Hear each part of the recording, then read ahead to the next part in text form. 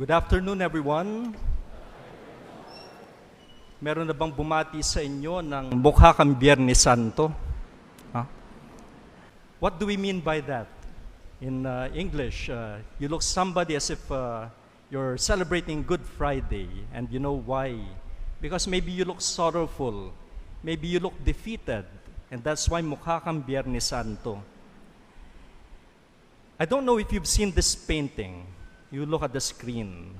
Tingnan niyo, may painting. Ano yung nakikita niyo riyan? It is a haunting painting by a French painter. The name of the painter is Jacques-Joseph Tissot.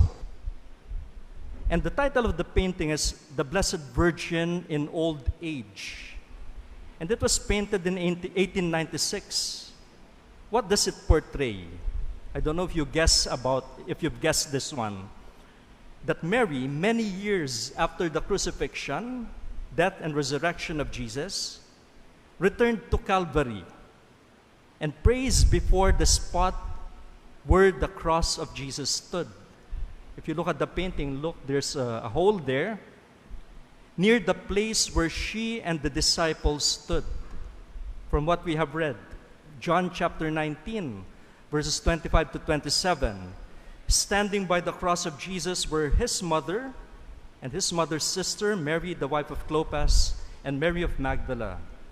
When Jesus saw his mother and the disciple there, whom he loved, he said to his mother, "Woman, behold your son." Then he said to the disciple, "Behold your mother." And from that hour, the disciple took her into his home. We say that greeting sometimes, mukha kang Biyernes Santo. It's because, we do return to Calvary. And every year we return to Calvary as the figure of our Blessed Mother here, in her old age, returning to Calvary. You know, every year we go back to it. The Passion according to John is read at the Good Friday liturgy. Even if the fourth gospel greatly differs from the three other gospels in terms of theme, sequence, and theology, there are a lot of common points between its passion narrative and those of the synoptic gospels. If you put the outline and the details, a lot of them are alike. All four have in common the Last Supper, the arrest of Jesus, the Jewish trial, the trial before Pilate, the crucifixion, and the burial. And even so, the passion narratives of each of the Gospels have unique features. Passion plays, movies, and artistic works, they harmonize these different accounts and could sometimes lead people confounded which details belong to which Gospel. Back in 2020, at the height of the pandemic, I was listening to a recollection given by Archbishop Soc Villegas. And he said, pain is part of humanity. And pain is part of loving.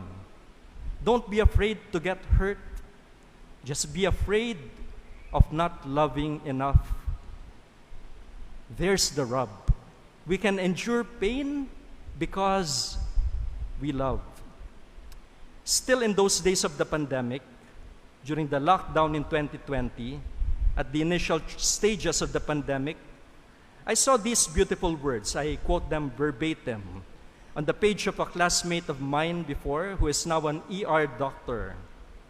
And these words of his may have represented the words of other frontliners who were risking their lives in the thankless task that they were doing. And he was saying, "My mom is pleading, please stay home, you've done enough. My kids are asking, Dad, can someone else go to work and fight Corona? My friends are saying, one of you need to stay home and be safe for your kids." And he said, it doesn't work that way. It's not that simple. Someday our kids will understand, and hopefully my loved ones will realize that what we are doing is something we have to do, not just as doctors, because some of us MDs can choose to stay away, but as emergency medicine doctors, and be proud that we do what we do out of our sense of obligation in times of need. If we quit, we fail not only ourselves, but humanity as well. It's so reflective of what we celebrate today, that this Friday is the Friday of all Fridays, Good Friday. And yet the story of Good Friday is a story of humility and self-effacement. Sad to say, we hear very little about humility in these times. The world as we know it extols the culture of more. Tingnan mo yung mga vloggers, no? If you praise them, ang dami mong likes, ang dami mong views, ang dami mong mga siguro subscribers. But then I was talking with a confrere, and this was our conclusion. Yeah, marami, pero parang hindi pa enough yun. Gusto lagi nila, kung may 1 million silang followers, they would need 1.5 million or 2. The culture of more. Those who have the right to live in the world are those who are stronger, taller, richer, stronger, faster, more good-looking, more intelligent, and so on. People try to be the boss, to be second to nobody. On the other hand, there are those who are weak, who do not have qualities acceptable to society. So they are disenfranchised and have no place in the world. Blessed are we still, since as Catholics, we still hear the word humility. One of the words hammered down to us in our novitiate is humility. And we do know its great value because Jesus was the perfect example of humility. Jesus humbled himself, though he was God. Question, have we been humbled? Kung minsan yung tanong natin ay, napahiya na ba tayo? It's a value that is important to us, yung hiya among us, no? Filipinos especially. We do not want to be humbled. Ayaw natin mapahiya. But there could be concrete examples in our lives where we were humbled or we suffered the humiliation.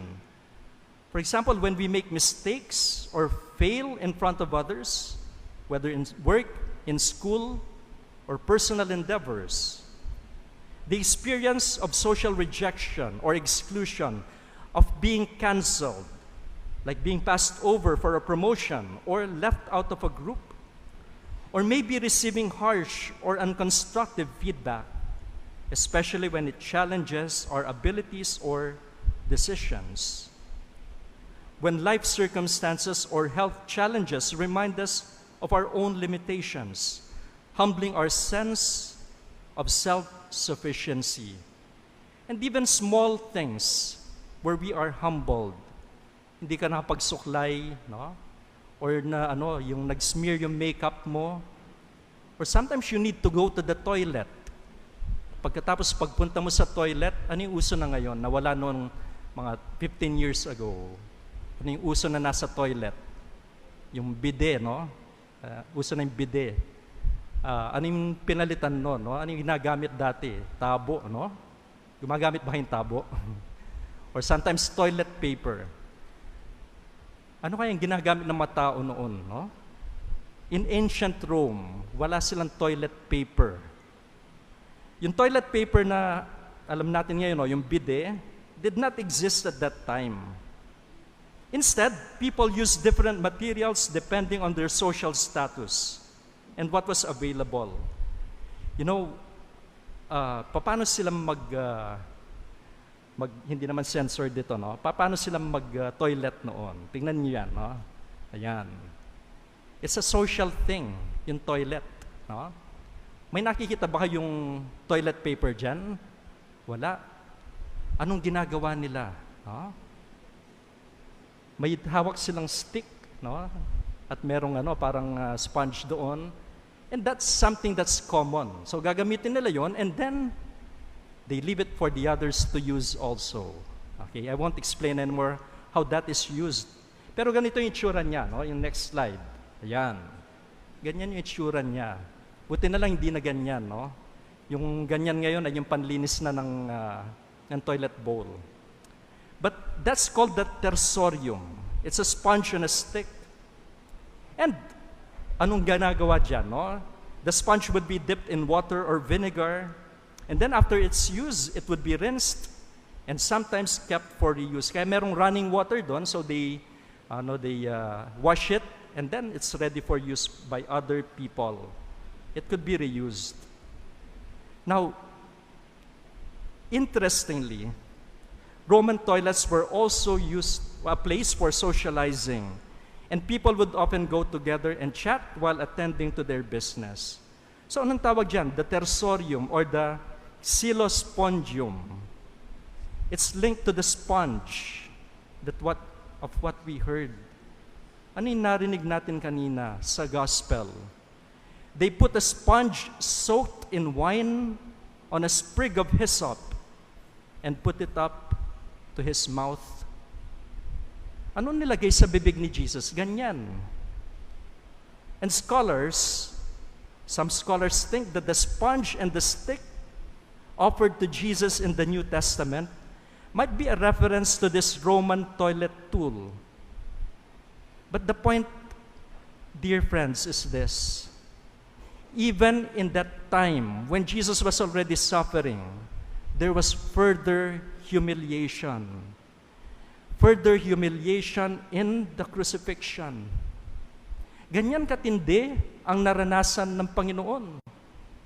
Pag tinignan mo yan, nakakatawa, no? Pero pag inisip mo, di ba yan yung ginamit kay Jesus?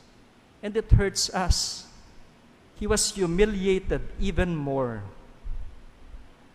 Dear friends, today is Good Friday. And since last Sunday, Passion Sunday, we have been reflecting on the death of Jesus. It's an act that puts him in the lowest place that he could reach. What would be lower than death or non-existence? But as we see it, true greatness can be found in Jesus' death. But what made his sufferings even more painful? Masakit na yung physical suffering. What made it even more painful? The unthankfulness of his people. That in the end, despite the love that he poured into his ministry, they refused him. They rejected him and demanded him to be crucified. Jesus accepted to be rejected by his people, and he is great for that. Jesus was also betrayed by one of his apostles. You know, unthankfulness is hard to bear. Kung walang pasasalamat sa iyo yung mga anak mo, masakit na yon. If that one is painful enough, betrayal is even harder to accept. And that was Jesus' experience. Humble unto death. It is this death that will teach us to be humble. Many times, the occasions of humility that we face come in little doses. Sometimes small events are even more difficult to deal with than the major ones. But it is here where the challenge comes. May isang kwento, no? 3 great figures during World War II. Joseph Stalin of Russia, Benito Mussolini of Italy, and Winston Churchill of Great Britain. So one day, the 3 of them gathered beside a pond full of carp, a lot of fish, and they sat down to drink tea. Now suddenly an idea came to them, a challenge. Whoever could catch a carp from the pond would win the war. And Stalin stood up confidently and said, "That's easy." And so what did he do? He drew up his revolver and began firing into the water. But then the fish only darted away from the bullets. After several futile attempts, Stalin gave up in frustration. Next, Mussolini, being an athletic man, he took off his clothes and then he dived into the pond. He swam vigorously, chasing the fish with all his strength. But then the carp were too fast for him as well.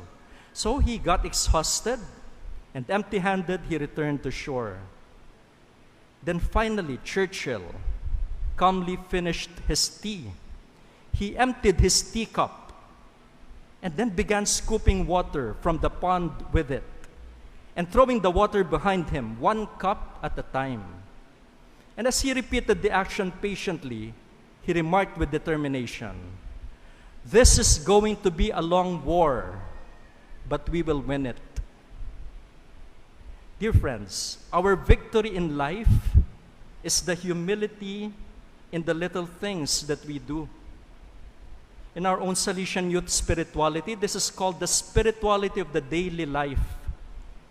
Do your ordinary duties extraordinarily well.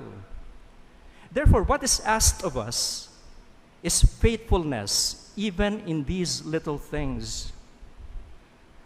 Many years ago, Father Remo Bati celebrated his silver jubilee of the priesthood. I think now he has celebrated the golden jubilee, but I remember when it was his 25 years, he said, "My job is not to be successful. My job is to be faithful." Everything would be meaningless if we do not look from the point of view of Good Friday, when Christ humbled himself and died for us. And sometimes we hold on to that lie that we are not indispensable, or that we are not indispensable. We think that we can do everything. But you know, this is not the truth. The truth is that we have many weaknesses. St. Paul saw himself thus. He looks at himself, he accepts the truth, and boasts of his weaknesses, so that the power of Christ may dwell in him. For all of us, our life is one of service for the people to whom God sends us. But even before everything else, I have to be aware that I am serving with all my individuality, with the person that God has given me. This is why I have to know who I am. Socrates, Greek philosopher, would say, "Know thyself. The unexamined life is not worth living." And David knew himself, and therefore he knew the best way to kill Goliath. But you know, the sad fact about knowing ourselves is that our weaknesses are laid bare. What are my defects? I'm sure those who were studying in the 80s or 90s would remember the book by Thomas A. Harris, a doctor. And the title of the book is, "I'm Okay, You're Okay." That's the title of the book. You know what? The better way to look at life is this: I'm not okay. You're not okay. But that's okay. During the novitiate, I asked the Lord for this gift, that I be free from any temptation whatsoever. Lord, huwag niyo na akong bigyan ng temptations. Make me like an angel. God did not grant it.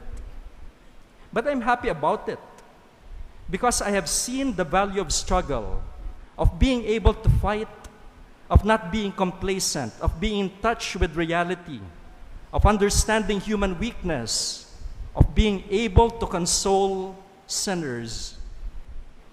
Above all, the disposition of ever depending on God. Today, we return to Calvary. One of the best experiences that we can ever have is to go to the Holy Land. I hope you do have that experience if you have not yet gone there. In the old city of Jerusalem, one should never miss the Church of the Holy Sepulchre. Look at the picture. The Church of the Holy Sepulchre. The site of Christ's passion, death, and resurrection. Of course, they built a church over that site. What do you notice? The church has two cupolas. The bigger one directly above the place of Jesus' tomb. The smaller one, though not exactly, okay, that complex, it's over Calvary. You reach Calvary immediately when you enter the door. On the right, you climb up. That's Calvary. Now, at the center of Calvary, that elevated place, you will see a marble altar. And beneath that marble altar is a dark hole in the stone floor. That hole on the rock, you have to bend, to crouch, to reach the opening, and then touch a piece of rock. You feel around. And so many hands have touched and groped this rock before. That is where the cross stood.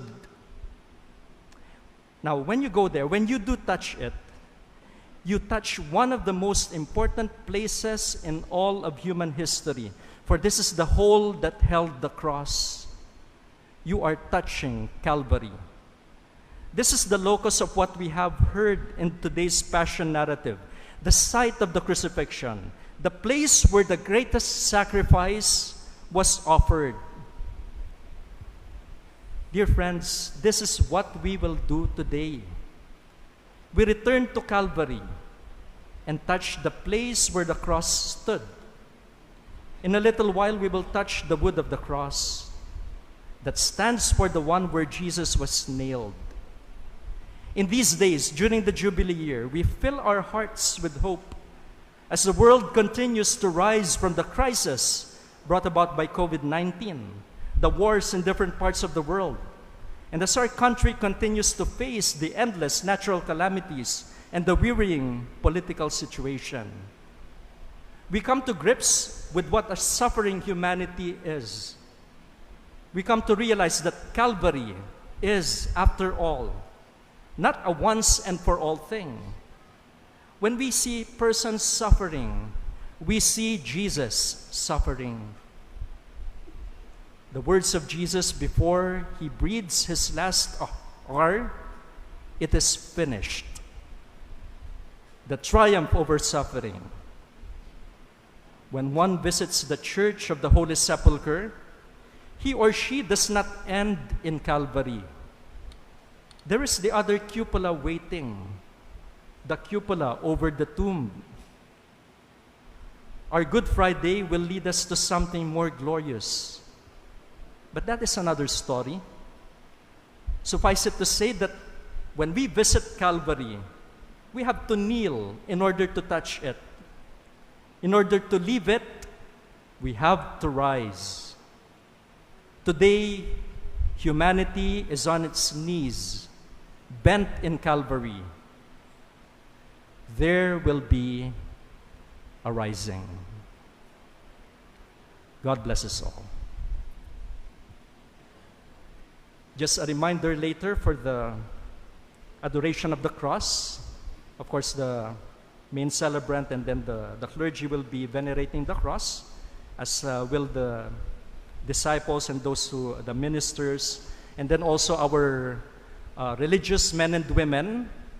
But then after that, of course, it will take time if everyone will be coming for the adoration of the cross. So for this year's edition of our adoration of the cross, we have thought it best in this way. The apostles also whose feet were washed yesterday will also fall in line. But the special thing about this is whom we have chosen to venerate after that. Now within the celebration, we asked the married couples to fall in line also. Kung wala yung asawa mo rito, pasensya na, no? Yung maganda, dalawa kayo, no? Dalawa yung pupunta, and you venerate the cross together. Why? This is the year of hope. We've talked about young people being our hope. But then you know what's an even greater hope? Families. Husband and wife, a hope for their children. When the institution of the family of marriage is being attacked everywhere on account of different ideologies and beliefs, we still believe. What gives us hope are people who are married, who will bring to us beautiful children, families, who will strengthen our church and our society. So this will be the group who will venerate the cross along with the others whom I have named.